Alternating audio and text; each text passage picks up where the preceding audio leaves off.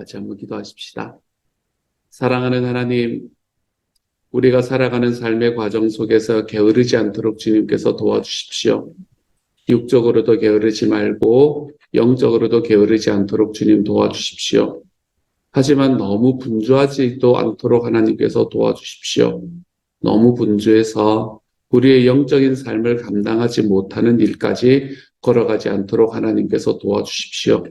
그래서 주님이여, 우리가 살아가는 이 과정에서도 밸런스를 맞추고 살아갈 수 있도록 주여 도와주셔서 하나님이여, 하나님 안에서 이 세상을 살아가는, 하나님이 두 나라 안에서 살아가는 삶을 하나님 앞에 온전하게 살아내 볼 수 있는 주님의 사람들 다 되도록 아버지여 도와주옵소서.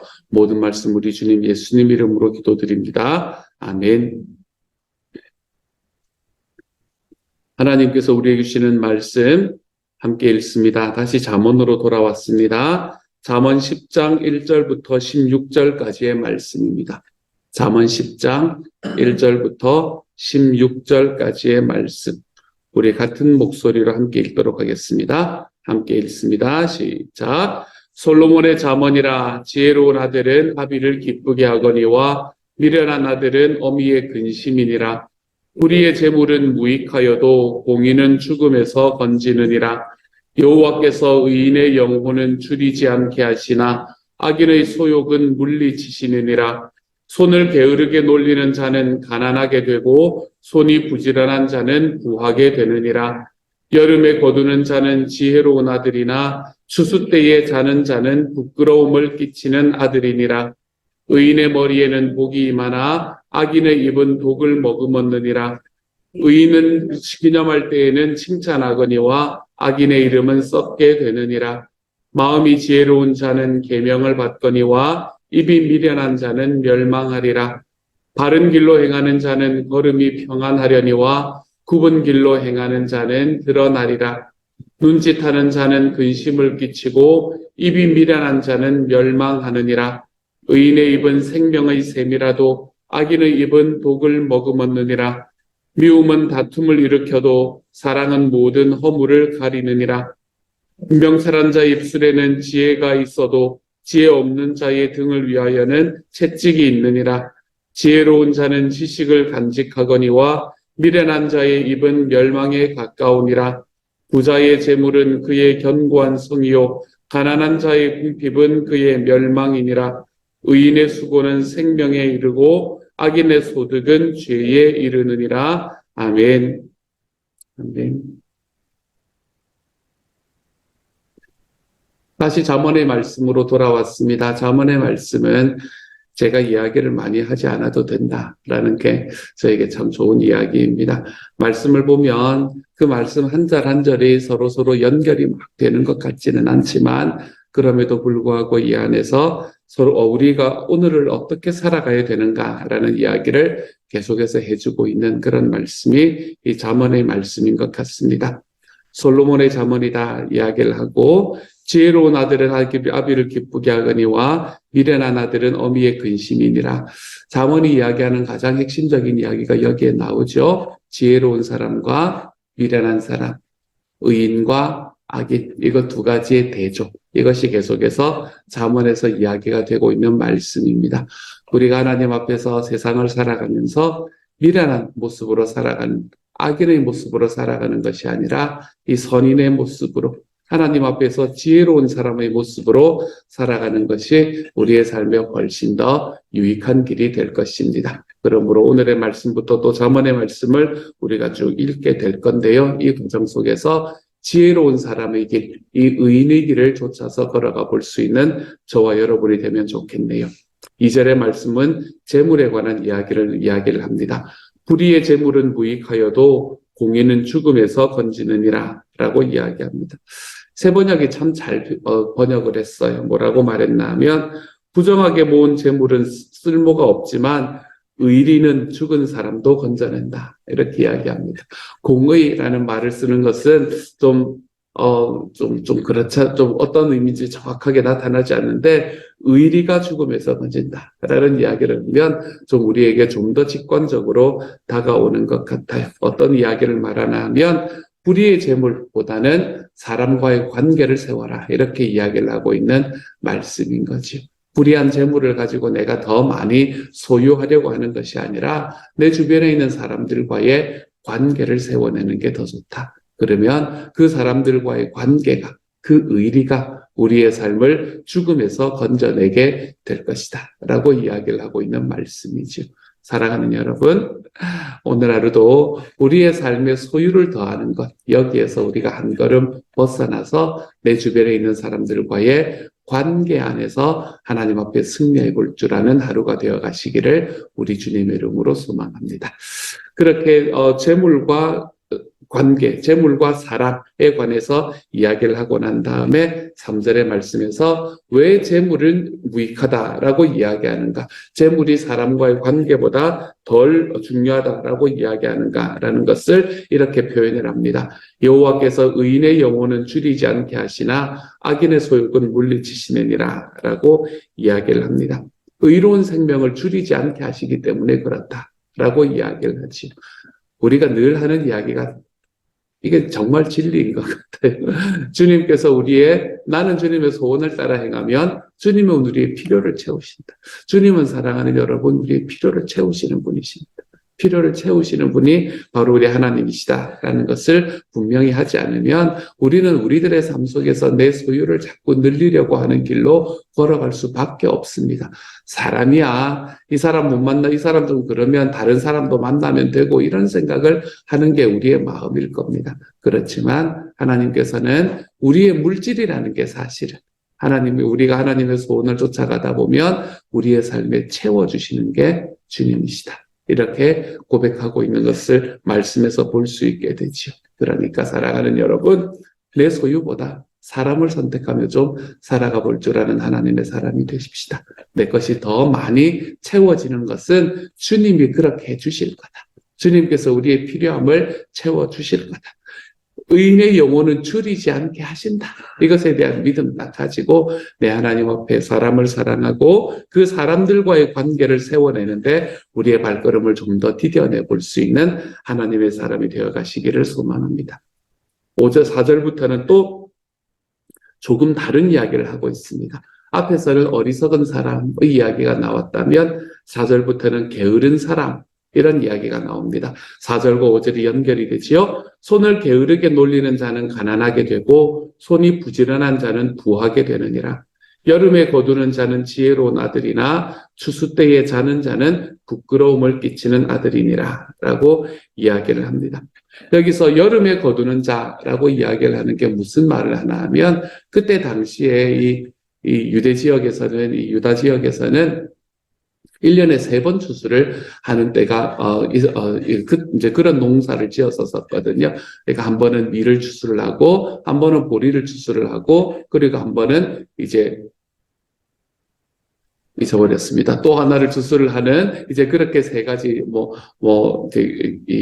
올리브라든지 그렇지 않으면 포도 같은 것을 심을 때는 또 그런 것들을 추수하는, 이렇게 3번을 추수를 하는 일이 그때 당시의 일상이었습니다. 그러므로 여름에도 추수를 할 때가 있었고, 그리고 끝나고 난 다음에 다시 심고 난 다음에 가을에 또 다시 추수를 하게 되는, 그러니까 여름에 추수한다라는 것은 이 여름에 자기들이 그거 해야 될 때 아마 이때가 보리가 아닐까라고 생각이 드는데, 보리 아니면 밀인데 어쨌든 그때 추수하는 것을 때가 여름에 거두는 자라는 이야기를 하는 거죠. 미리 막 거둔다는 게 아니라 다른 것을, 그러니까 메인이 아닌 다른 것을 추수할 때 일어나서 그것을 추수하는 사람, 이렇게 말하는 것입니다. 그래서 세번역에서는 뭐라고 이야기하냐면 곡식이 익었을 때에 거두어 드리는 아들, 이렇게 표현을 하고 있죠. 그때 거두어 드리는 아들은 지혜로운 사람이지만 추수 때에도 이제 메인 추수를 해야 되는 그 가을에도 잠을 자는 자는 부끄러움을 끼치는 아들이다 라고 이야기를 합니다.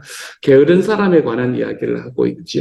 하나님 앞에서 우리가 살아갈 때 어떤 이야기를 참 많이 하면서 우리가 살아가나 하면, 주님 내 주여 뜻대로 행하시옵소서 라는 이야기를 우리는 하나님 앞에 참 많이 하고 살아갑니다. 네, 주님의 뜻대로 행하여 주십시오. 그것이 우리의 고백인 것이 맞습니다. 우리들의 삶 속에 살아가는 과정 속에 우리는 우리의 삶이 하나님 앞에 무언가 선한 일을 해드릴 수 있는 자격이 없고 능력이 없다는 것을 아는 것도 너무 분명한 사실입니다.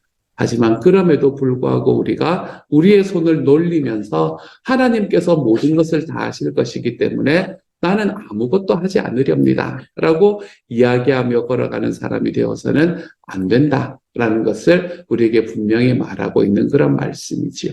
하나님께서 저에게 주셨던 말씀 중에 제가 참 많이 이 생명의 삶에서도 그렇고 또 여러 가지 상 공부를 할 때에 참 많이 사용하는 말씀이 그겁니다.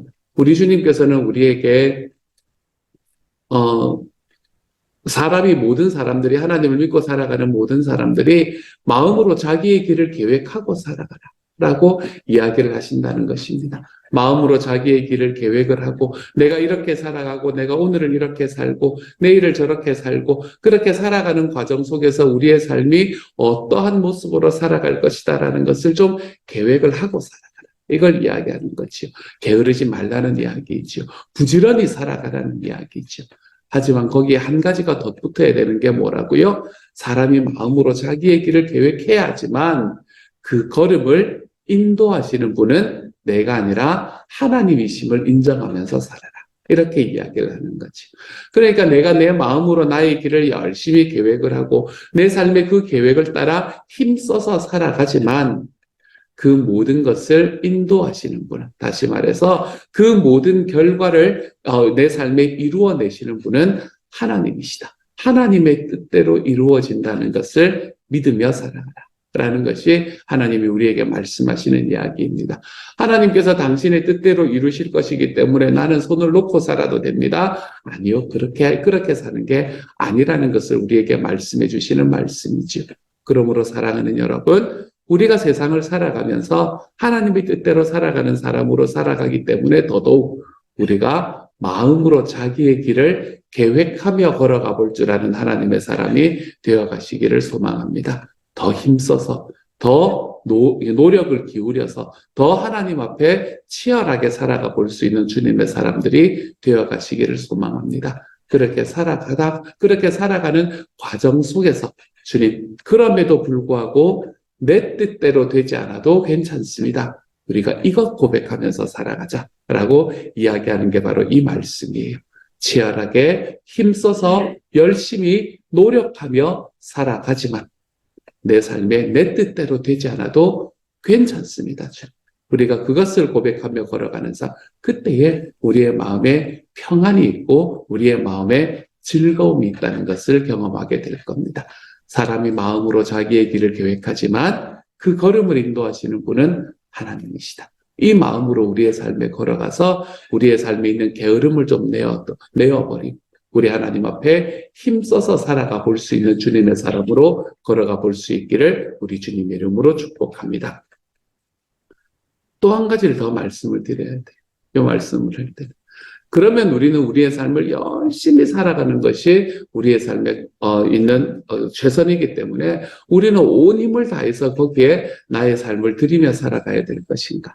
이것은 주일에 제가 말씀드렸던 말씀과 우리의 기도의 장애물과 연결이 되는 부분입니다.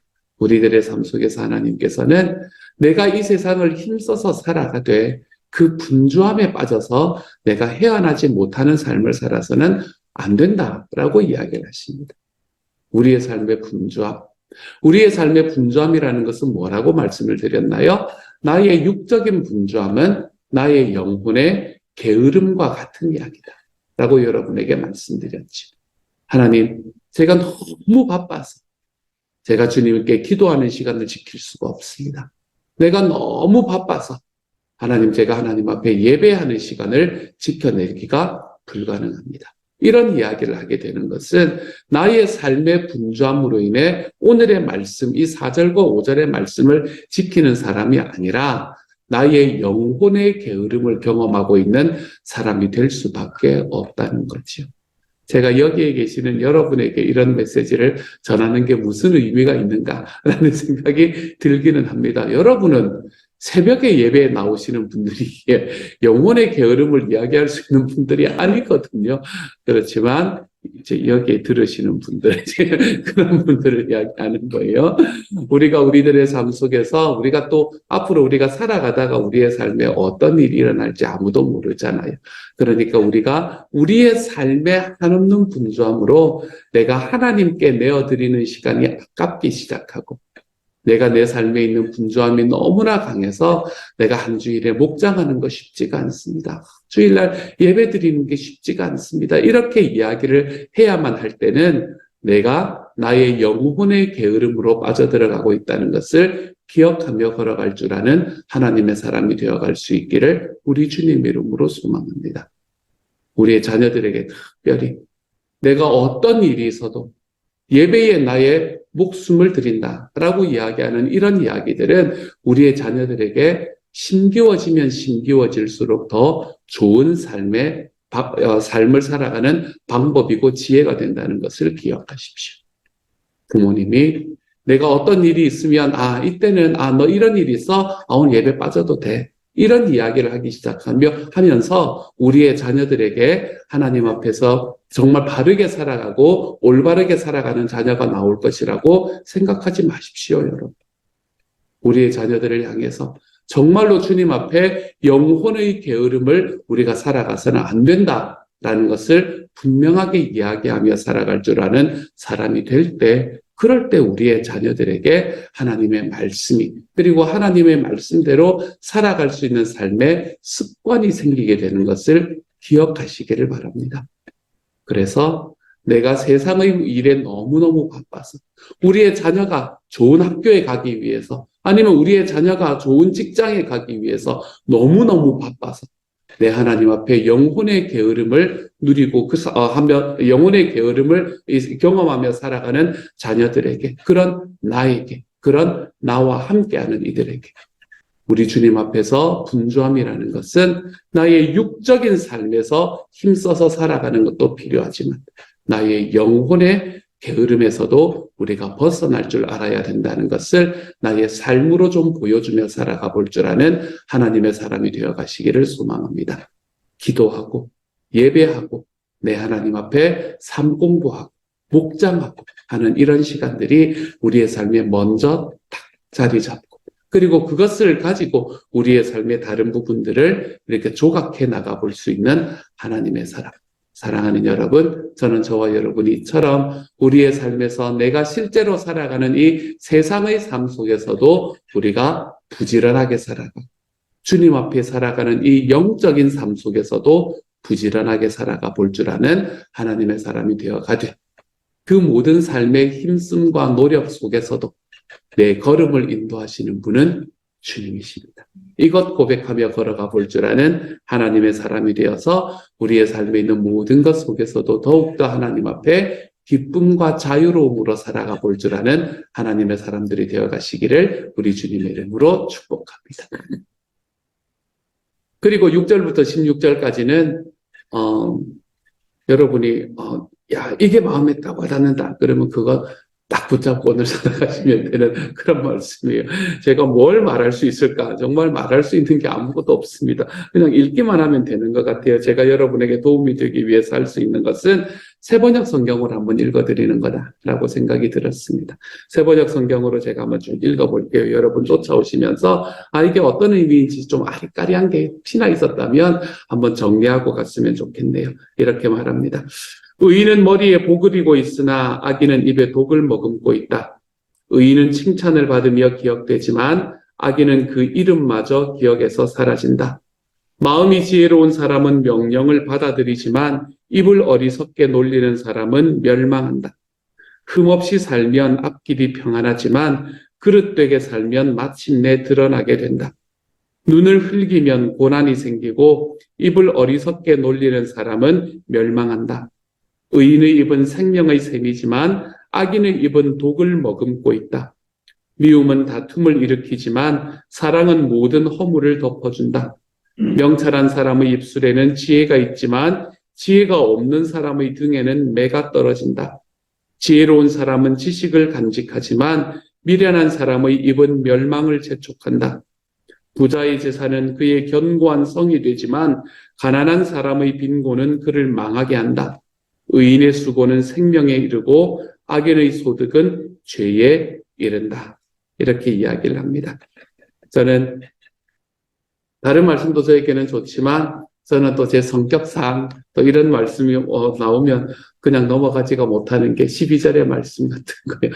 저는 12절의 말씀이 제일 좋습니다. 꼭 그렇게 하지 않으셔도 됩니다. 여러분의 말씀을 잡으시면 돼요. 저는 12절의 말씀이 제일 좋습니다. 12절은 미움은 다툼을 일으키지만 사랑은 모든 허물을 덮어준다. 저는 오늘 하루 사랑하며 사는 사람이 되어보려고요. 미움은 다툼을 일으키는 미움에서 좀 벗어나서 우리가 모든 허물을 덮어주는 사랑의 사람으로 좀 살아가 보려고요. 그래서 제 아내의 허물을 덮어주는 오늘 하루가 되어가기를 소망합니다. 뭐 이러면서 이제 아침에 왔거든요. 그런 과정으로 살아가 볼 줄 아는 하루가 되어가 보려고 합니다. 여러분은 굉장히 직관적인 말씀이잖아요. 그렇죠? 이런 직관적인 말씀 속에서 나는 어떻게 하나님 앞에 더 정직하게, 하나님 앞에 더 지혜롭게 살아갈 수 있는 사람이 될 수 있을까라는 것을 여러분의 삶에 딱 하나 붙들고 오늘 하루를 살아가 볼 줄 아는 주님의 사람이 되어갈 수 있기를 우리 주님의 이름으로 축복합니다. 같이 한번 기도하도록 하지요.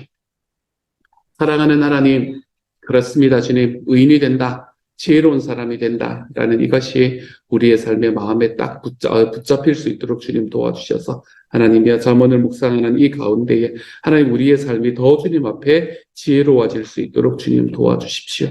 하나님 물질을 모으는데 우리의 삶을 드리는 것이 아니라 하나님 사람과의 관계를 세우는데 더 우리의 마음을 두며 살아가 볼 수 있게 하여 주십시오. 사랑하는 주님, 의로운 생명은 절대로 주님께서 줄이지 않게 하신다. 주여, 주님께서 우리의 필요를 채우신다. 이것 믿고 걸어가 볼 수 있는 하나님의 사람이 되게 하여 주십시오.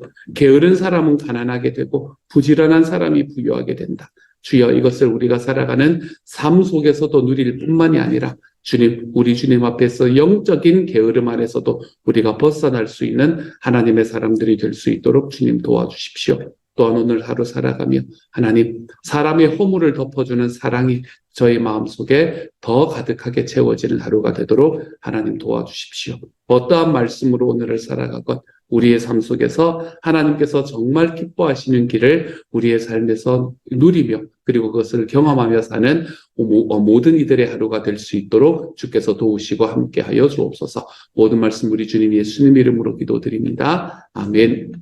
하늘에 계신 우리 아버지, 아버지의 이름을 거룩하게 하시며 아버지의 나라가 오게 하시며 아버지의 뜻이 하늘에서와 같이 땅에서도 이루어지게 하소서. 오늘 우리에게 일용할 양식을 주시고 우리가 우리에게 잘못한 사람을 용서하여 준 것 같이 우리 죄를 용서하여 주시고 우리를 시험에 빠지지 않게 하시고 악에서 구하소서. 나라와 권능과 영광이 영원히 아버지의 것입니다. 아멘.